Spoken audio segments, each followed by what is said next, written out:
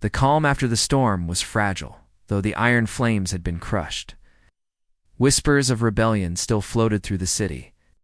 Old fears died slowly. Queen Arathel stood on her balcony, staring into the dark space beyond Zeller's atmosphere. The stars were countless and cold. So many unknown dangers hid in the shadows. Beside her, Captain Elias Drake adjusted his jacket. His arms still wrapped in bandages, but his spirit unbroken. "We've done well," Elias said softly. "We have," Arathel agreed. "But I fear the real battle is still ahead." That battle came faster than either expected. A fleet of warships, larger and more powerful than any Zelari vessel, appeared suddenly at the edge of the system. The enemy was unknown, neither human nor Zelari. Their weapons were advanced, their tactics brutal. The war had never truly ended. The palace erupted into chaos. "Prepare the defenses," Arathel ordered. Elias suited up, his eyes calm but fierce. "We fight for everything we've built," he said. Arathel nodded. Together, battle was fierce and brutal. Energy blasts lit the skies. Ships exploded in flames. On the ground, the city shook from distant impacts. Elias led the counterattack squads. Coordinating humans and Zelari with steady commands, Arathel directed the defense from the palace, her voice strong despite exhaustion. During a crucial moment, an enemy ship broke through defenses and aimed straight for the palace. "Elias, it's coming right at us," a guard shouted. Elias didn't hesitate. He ran to the launch bay and jumped into a fighter ship. With skill and daring, he raced toward the enemy vessel. The two ships clashed in space. Weaving through laser fire and explosions, Elias fired carefully, aiming for the ship's engines. With a final blast, the enemy vessel exploded, sending shockwaves through space. He survived, but barely. Back on the palace grounds, Arathel received word of Elise's victory. A wave of relief washed over her. Then worry returned. He was badly hurt. Elias returned to the palace, his ship barely landing before he collapsed. Doctors rushed to him. Arathel stayed by his side, holding his hand. "You shouldn't have risked yourself," she whispered. He smiled weakly. "I couldn't let them hurt you." Her eyes softened. "You're not just a soldier, Elias." "No," he said. "I'm someone who believes in you." Days passed as Elias healed. Arathel stayed close, often sitting quietly beside him. One night, she finally spoke. "I was wrong about humans. About you." He opened his eyes slowly. "It's never too late to change." She smiled. "You taught me that." He reached out, taking her hand gently. The city celebrated their victory. Zelari and humans stood together, united. Arathel addressed the crowd. "Today we face a new future, one built on trust, strength, and hope." She looked at Elias, and "I owe much of this future to a human who refused to leave me alone." The crowd cheered loudly later, in a quiet moment. Arathel and Elias stood together beneath the stars. She looked at him, her voice soft but clear. "You saved my life more times than I can count." He smiled. "And you saved mine." She took a deep breath. "Will you stay?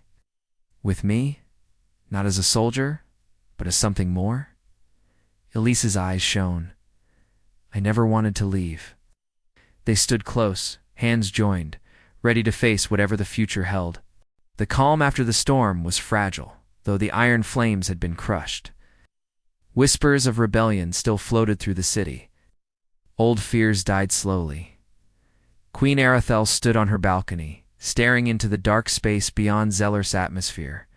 The stars were countless and cold. So many unknown dangers hid in the shadows. Beside her, Captain Elias Drake adjusted his jacket. His arms still wrapped in bandages, but his spirit unbroken. "We've done well," Elias said softly. "We have," Arathel agreed. "But I fear the real battle is still ahead." That battle came faster than either expected. A fleet of warships, larger and more powerful than any Zelari vessel, appeared suddenly at the edge of the system. The enemy was unknown, neither human nor Zelari. Their weapons were advanced, their tactics brutal. The war had never truly ended. The palace erupted into chaos. "Prepare the defenses," Aratha ordered. Elias suited up, his eyes calm but fierce. "We fight for everything we've built," he said. Arathel nodded. Together, battle was fierce and brutal. Energy blasts lit the skies. Ships exploded in flames. On the ground, the city shook from distant impacts. Elias led the counterattack squads. Coordinating humans and Zalari with steady commands, Arathel directed the defense from the palace, her voice strong despite exhaustion. During a crucial moment, an enemy ship broke through defenses and aimed straight for the palace. "Elias, it's coming right at us!" A guard shouted. Elias didn't hesitate. He ran to the launch bay and jumped into a fighter ship. With skill and daring, he raced toward the enemy vessel. The two ships clashed in space. Weaving through laser fire and explosions, Elias fired carefully, aiming for the ship's engines. With a final blast, the enemy vessel exploded, sending shockwaves through space. He survived, but barely. Back on the palace grounds, Arathel received word of Elise's victory. A wave of relief washed over her. Then worry returned. He was badly hurt. Elias returned to the palace, his ship barely landing before he collapsed. Doctors rushed to him. Arathel stayed by his side, holding his hand. "You shouldn't have risked yourself," she whispered. He smiled weakly. "I couldn't let them hurt you." Her eyes softened. "You're not just a soldier, Elias." "No," he said. "I'm someone who believes in you." Days passed as Elias healed. Arathel stayed close, often sitting quietly beside him. One night, she finally spoke. "I was wrong about humans. About you." He opened his eyes slowly. "It's never too late to change." She smiled. "You taught me that." He reached out, taking her hand gently. The city celebrated their victory. Zalari and humans stood together, united. Arathel addressed the crowd. "Today we face a new future, one built on trust, strength, and hope." She looked at Elias, and "I owe much of this future to a human who refused to leave me alone." The crowd cheered loudly later, in a quiet moment. Arathel and Elias stood together beneath the stars. She looked at him, her voice soft but clear. "You saved my life more times than I can count." He smiled. "And you saved mine." She took a deep breath. "Will you stay? With me? Not as a soldier, but as something more?" Elise's eyes shone. "I never wanted to leave." They stood close, hands joined, ready to face whatever the future held. The days after the attack were tense but hopeful. Queen Arathel's speech had calmed many fears. People began to rebuild with renewed energy, but beneath the surface, danger still lurked. Arathel knew this. The Iron Flames had not vanished. They were wounded, angry, and desperate. She sat in her private chamber, eyes fixed on the star-filled sky beyond her window. Beside her stood Captain Elias Drake, his arm still healing, but his spirit unbroken. "You don't have to do this alone," Elias said softly. Arathel turned, her golden eyes fierce. "I don't want to do it alone." Elias smiled faintly. "Then let me stand with you." "The Royal Council was a storm of voices that day, Your Majesty," Lord Kale began. "Naming a human as your advisor offends tradition. Tradition is what nearly destroyed us," Arathel replied sharply. Another minister whispered. "The people are unsettled by the presence of humans in our government." Arathel raised her hand for silence. "The people are unsettled because they see a future that is uncertain. But uncertainty is better than destruction." She looked at Elias. "And this human has proven his loyalty to Zalari." The room fell. Quiet. Later, Elias and Arathel walked through the palace gardens. The city lights twinkled below like scattered stars. "Do you regret it?" Elias asked quietly. "Choosing you? No, bringing humans into my council?" She hesitated. "Sometimes I was raised to believe humans were enemies. To hate them. Not now. Now, I see their strength. Their hope. And I wonder if I ever truly understood my own people." Elias nodded. "Sometimes change is the hardest fight. She looked at him. Sometimes it's the only fight worth fighting. The iron flames were growing bolder. Reports came of sabotage in food supplies, attacks on communication lines, and whispered threats in the night. Arathel called an emergency meeting. "We must stop them before they destroy everything," said firmly. Elias proposed a plan. "We set a trap," he said. "We pretend to retreat from the city's outer walls, lure them in, then cut off their escape." The council murmured, some skeptical. Arathel raised her hand. "We will try it." Days later, the plan was in motion. The iron flames took the bait. They stormed the empty walls, expecting an easy victory instead. They found themselves surrounded. Elias led the strike teams with fierce determination. Arathel commanded the palace. Defense with cold precision. The battle was fierce, but quick. The iron flames were defeated. Their leaders captured. After the victory, Arathel addressed her people again. "This battle was not just for land or power," she said, voice steady.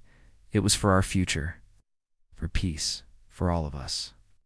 She looked at Elias standing beside her, and "It is a future we will build together." The crowd cheered. That night, Elias visited Arathel in her chambers. She was alone, staring at the stars. "You saved us," she said softly. "We saved each other," he replied. She smiled, rare, genuine. "Smile. Thank you, Elias."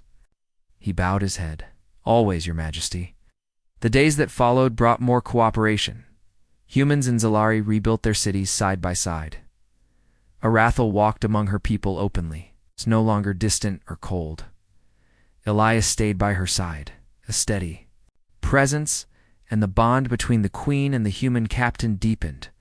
But despite their victories, a question remained in Arathel's mind. Could she truly trust a human? What? Could she truly open her heart? She didn't have to wait long. One evening, during a quiet moment in the palace garden, Elias spoke. "Why do you push me away, even as you keep me near?" Arathel looked at him, eyes soft but conflicted. "I was raised to be strong, to rule. Without weakness, letting someone in isn't weakness. Maybe, but it's terrifying." He reached out and took her hand gently. Sometimes the greatest strength is in trusting someone else. She didn't pull away. For the first time, Arathel let herself be vulnerable. The capital of Zillarth had begun to change. Lights returned to the streets. Food stations opened in every sector. Children laughed again.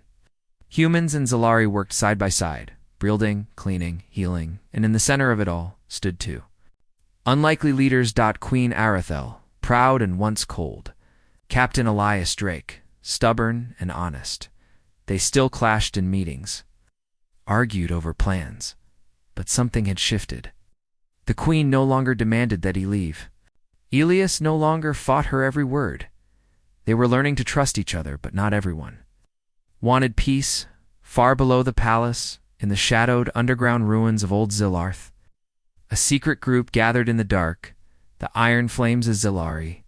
Extremist faction. They believed peace with humans was a betrayal. They believed Queen Arathel had grown soft, poisoned by human lies. Their leader, scarred warrior named Vakar, slammed his fist on the stone table. The queen bows to a human dog, he growled. She walks in the streets like a beggar. She lets the enemy poison our soil. Others nodded. "We were warriors once," one shouted. "We still are," Vakar said coldly. "And now we take back our pride. We strike from the shadows. We remind her who she truly is." They began to plan. The next day, Elias and Arathel visited a power station in District 7. It had just started running again after a year of silence. Engineers greeted them with pride. "This place lights up over 10 sectors now," said Sari, smiling brightly. Elias looked at Arathel. "Credit goes to your staff. You gave them what they needed." The queen didn't smile, but she nodded. "Your humans built the backup cores. It was joint effort." As they walked back toward the palace, something exploded behind them. Boom. Ground shook. A wave of heat and dust slammed into them. Elias grabbed Arathel and pulled her behind a wall as debris rained down. Screams echoed through the district. Guards rushed in. Fires lit up the sky. "Get her out of here," shouted one commander. But Arathel refused to leave. "I want to see who did this." Leah stood beside her, checking his burned arm. "That wasn't a random accident." "No," she agreed. "That was a message." Back in the palace, tension filled the air. Arathel's advisors demanded tighter security, more guards, and complete removal of human aid workers. Arathel silenced them. "No," she said. "We will not return to fear. That's what they want. But your life is in danger," Lord Kale shouted. "I know," she said. "I will face it." Elias leaned against the doorway, arms crossed. "Who are they?" Kale frowned. "A group we thought was gone." "The Iron Flames," Arathel added. "Old loyalists from the war. They hated surrender, hated peace, and now they hate me." Elias stepped forward. "And let me help you stop them." Arathel looked at him. "You're not a soldier here. I'm still trained," he said calmly. "And I'm not going to let someone kill you just because you chose peace." She stared at him for a long time, then nodded once. That night, Elias sat alone outside the palace walls, watching the stars. Sari joined him, her face pale. "I lost a friend today in the blast," she said quietly. "I'm sorry," Elias replied. She looked at him. "Do you think the Queen is doing the right thing?" "I think she's trying," Elias said. "That matters, but people are scared." "So is she," he said. "She just hides it better than most." Meanwhile, Arathel stood at her mirror, removing her royal crown. Her reflection stared, back-tired, angry, unsure. She thought about Elias, his steady voice, his stupid grin, his bravery. She didn't want to admit it, but without him, she might have given in to fear. The next day, the Queen and Elias met in her war room. Maps covered the walls. Reports of bombings, sabotage, and threats spread across the table. "We can't wait," Elias said. "They'll strike again. We don't know where," Arathel said. Elias tapped the map. "Yes, we do. Look at the pattern. They hit sectors with human presence, with peace efforts. But always avoid the center." He traced a line. "There." Circling the palace, Arathel's eyes narrowed. "They want me. They're building toward one final attack." Elias nodded. "Then let's draw them out." They set the trap in District 9, a newly rebuilt square. It's filled with food centers, solar panels, and public gardens. The Queen announced she would visit in person. Elias, dressed in plain armor, symbols, and stood quietly beside her as she gave a speech to the crowd the moment she finished. The attack began. Gunfire, explosives. Chaos Iron Flames fighters rushed from rooftops and hidden tunnels. Elias shoved Arathel down and took cover. "Guards, hold the line," he yelled. Arathel drew her weapon and fired back, graceful and deadly. But the attackers kept coming. One aimed directly at the Queen. Elias saw it too late. Bang! A blast hit him square in the chest. He crashed to the ground. Elias shouted. Blood spread across his shirt, but he still raised his arm and fired back, protecting her even while down. Guards finally pushed the attackers back. Explosions faded. Smoke cleared. The Iron Flames retreated. Wounded scattered. The Queen rushed to Elias. "Don't move," she said, her voice shaking. He smiled weakly. "I told you, I'm stubborn. You're bleeding." "I've had worse," he whispered, then passed out. Elias woke 2 days later in a palace medical room. Arathel sat beside him, silent. When he opened his eyes, she looked away quickly. "You're alive?" she said. "Thanks to you," he whispered. She didn't respond for a moment. Then quietly she said, "You protected me again." "I always will." She finally met his eyes. "I don't know why I yelled at you. I just... I didn't want you close. I know. Thought it would make me weak. It made you stronger." Silence. Then she said, "I was afraid you'd leave. Like everyone else?" "I'm not everyone else." She stood. "You're still injured. I'll recover." She nodded, then turned. Before leaving, she paused. "Rest well, Captain," he smiled. "Yes, Your Majesty." But this time, her voice was soft. Not angry, almost ... warm. The queen later addressed her people. "We were attacked," she said, standing before a crowd. "Of thousands. Not by humans. Not by outsiders. But by our own fear. Our own hate." She looked out over the crowd. "We will not go back. We will not kneel to the past. We will stand together with those who believe in a better future, even if they are human." People roared with applause, and deep inside the palace, Elias smiled from his bed. The sun rose over Zeelarth, casting pale golden light over the broken towers and dusty streets. Queen Arathal stood on her balcony, arms crossed, eyes locked on the city below. It was the same view she had every morning, but now it felt different. In every corner of the city, there were signs of the human's presence. Captain Elias Drake. He had no title, no soldiers, no power, but he had something more dangerous. The people were starting to trust him. Outside the palace, Elias was already working. He helped rebuild an old communication tower near the market. The Zellar engineers there worked faster with him around. His jokes were bad, his hands always dirty, and his smile too confident, but somehow they made things easier. "You humans are strange," one Zellar worker said. Elias laughed. "We get that a lot." Sarah, the young engineer who often worked near Elias, handed him a tool.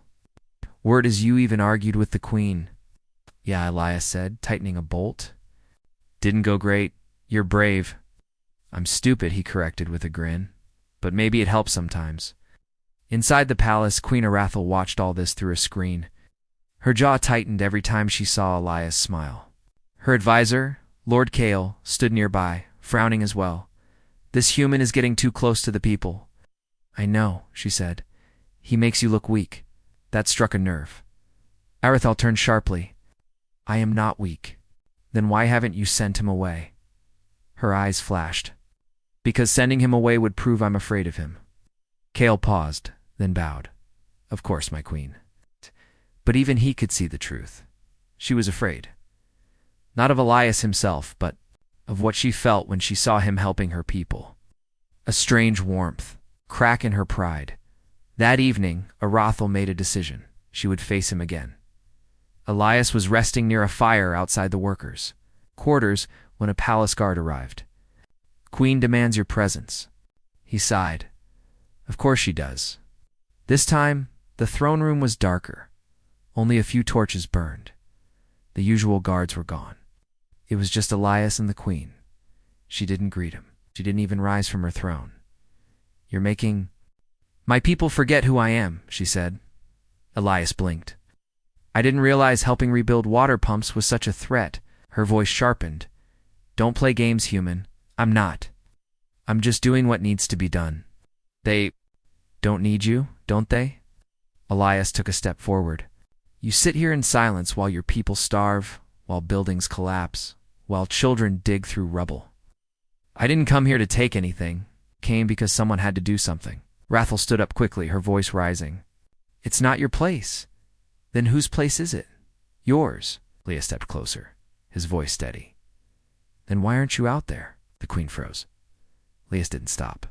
"You lead through fear, but the people need hope. They don't need a perfect queen. They need someone who cares." There was silence. Then, without warning, Rathal walked down the steps of her throne and stopped inches from him. "You speak like you know my world." "No," Elias said softly, "but I know people. I've seen what war does. I've seen what silence does. And I know you care. You're just scared to show it." Her fists clenched. Then she shouted, "Why don't you leave me alone, human?" Words echoed through the empty chamber. Elias didn't flinch. He met her eyes and said, "Because I'm not here for you. I'm here for them. But if helping them means challenging you, I'll do it again." She stared at him for a long time. Finally, she whispered, "Get out." Elias nodded once and left without another word. That night, rain fell over Zeloth for the first time in weeks. It washed the dust from the streets and cooled the air.